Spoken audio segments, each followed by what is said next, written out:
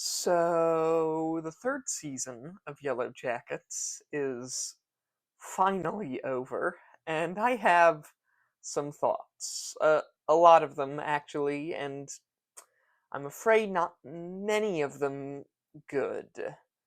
Because this was a season, for me personally, that just served as the epitome of some of the worst quirks and writing mistakes, shall we call them, in the show as a whole.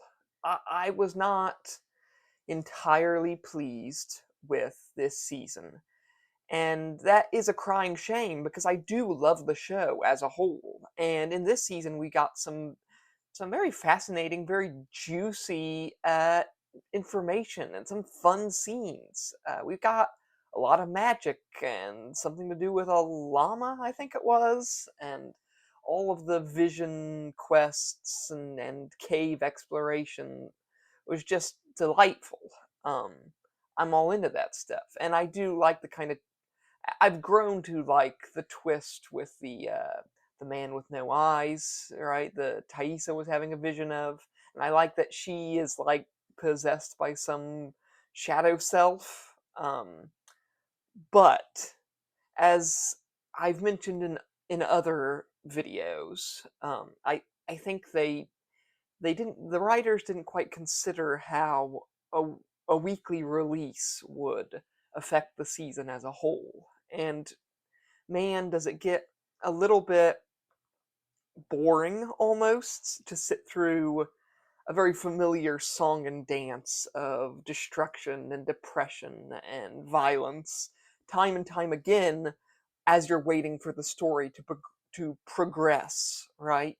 The writers are trying their best to make their characters more complicated, more quote unquote interesting, but you're not really you're not really you're not really moving forward in the story very much.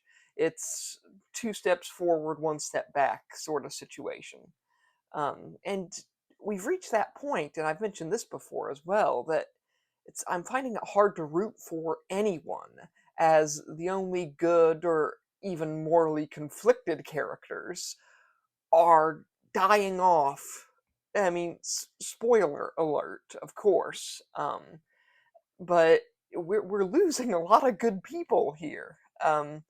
And like, except for maybe like Shauna's husband, who's still a doofus and a jerk and an idiot, but at least he isn't as bad as the rest of these actual killers and psychos. I mean, we even lost Van, who grew into almost a good person by the very end, despite a very rocky and morally questionable start, I dare say. Um, but I mean, it hurts. It hurts for me to say this, but it feels like Yellow Jackets is kind of losing its way, and I hope this is not the case. And I also hope that this is not where they originally intended to take the show. Otherwise, then I was mistaken about the story from the get go and thought it was going someplace else, someplace much more interesting, instead of where we've ended up. Um, Spoilers, of course, as I've already said, but, well, I want to talk about my real problem with this season, and that is Shauna. I don't necessarily think that there's anything wrong with the idea of her character. No, and knowing that she is basically the main villain, that really that really does help. It makes me hate the character less, actually. Um, I mean, I do still hate the character, and I'm always very unhappy whenever she's on screen. I feel like she's a very negative presence, and while I get it, that's kind of the point. I think it's a very tricky ground to walk on, um, and it also seems like they're trying a little bit too hard almost to make her unlikable, right? Where they're trying to lean into into this gruesome violence and gross, disgusting imagery, and her just being a, oh, she's sick and twisted and crazy. Well, what's she gonna do now?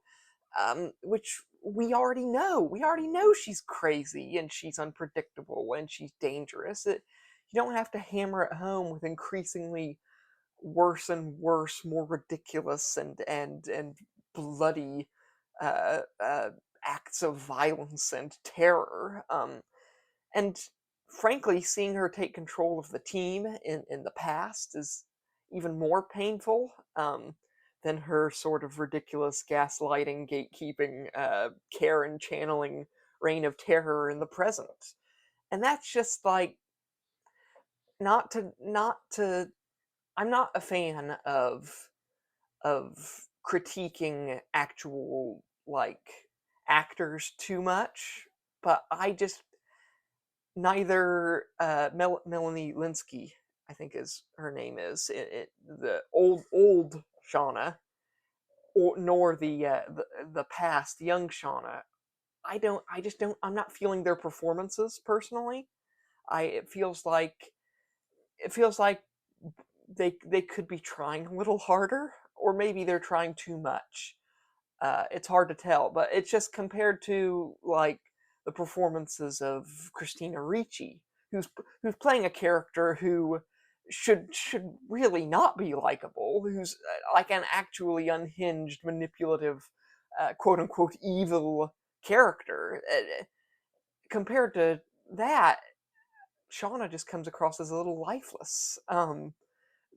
And like, look, as a villain, she is no she's no Helena Bonham Carter as Bellatrix Lestrange or James Earl Jones as Thulsa Doom. She's no Javier Bardem as Anton Chigurh. She doesn't have the charisma of Roy Batty from Blade Runner or the sheer presence and mystery of Morgan Le Fay. Uh, all she is able to do in past or future is able to make me wonder why anyone in their right or wrong mind would ever listen to a word she says. Um, or, or, for that matter, why anyone would put up with her senseless violence, breaking of their own rules, and her overruling of decisions based on fairly weak ass bullying, which I don't think personally could reasonably convince anyone to do anything she wants. Um, and the thing is, the other Yellowjackets are, I mean, they're good characters, but morally, a lot of them are not much better. Natalie, our shining beacon of the closest thing to goodness we kind of have, is dead. And so we've lost the incredible actress that is Juliette Lewis, and we've also relegated the fairly talented Sophie Thatcher to what amounts to kind of a bit part. Now, admittedly, she's got a little bit more to do now that the season's over, right? And she has a bit more prominent role once again. But we're kind of forced to watch the others rip each other to shreds in increasingly brutal, disgusting ways, and we're kind of lost in the spectacle of it all without really getting much substance. And I'm a fan of A Song of Ice and Fire, so I should know when violence is necessary to tell a story right. And it just doesn't feel like it is to me. I mean, I get it. They're cannibals. What more is there to say in that regard? We kind of having that information, we kind of know all we need to. And I am growing increasingly more concerned that we're going to find out that all of the magic in the story, all of the ghosts and witchcraft and whatnot, is just going to be trauma. It's going to be in their head, imagined. And that would be a terrible shame for me because for me, that's the best part. That's the most fun. I love it when there's magic and spirituality in a story. I actually made a video on the subject a while back. And this concept of a Wendigo spirit is really interesting to me. and can be used to speak to some much more fascinating concepts than the tried and true like trauma hallucination story that is so common now. Uh, I've seen Shutter Island. I get the drill there. I'm much more fascinated in the weirdness. I mean, my favorite superhero is Doctor Strange, for God's sake, and probably my favorite comic book character is the sorcery obsessed Doctor Doom. I mean, I cheered when I found out that they were making a sequel to the brilliant movie Constantine, and The Occultist is on my gaming wish list. I want more magic in my stories, not less. Um, and I want desperately, really, to hope that this story is going somewhere wonderful. And I like to think that it still is. There's still a lot of good in this season, even with the bad. And I believe that this show does have some substance and has a good story to tell, and possibly a good message or two in there. I just hope that it's gonna be more than, oh, the girls all went crazy and ate each other, the end. I mean, frankly, I realize now that I'm probably not even supposed to like Misty, who is a poisoning wacko with her bird named Caligula, and who has committed multiple murders. But she does still manage to be charming, simply by virtue of it being Christina Ricci, right? I am entertained by her being on screen, and I kind of wish that I was entertained by Shauna in the same way, who is the villain, at least as far as I can tell.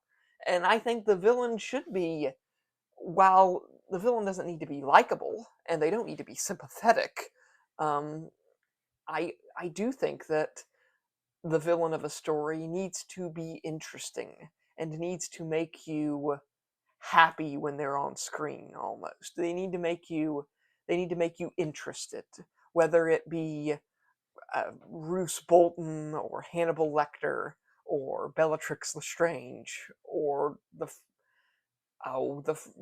frickin' any of the given uh, higher ups at Lumen in Severance, right? I don't think there was a single villain in that show who I didn't love and adore. But as so often is the case, I digress. I I hope that Yellowjackets is going someplace good. I really do. And I'm kind of looking forward to the next season, honestly. And I promise you, I will cheer when Shauna dies. Um, maybe that's the point.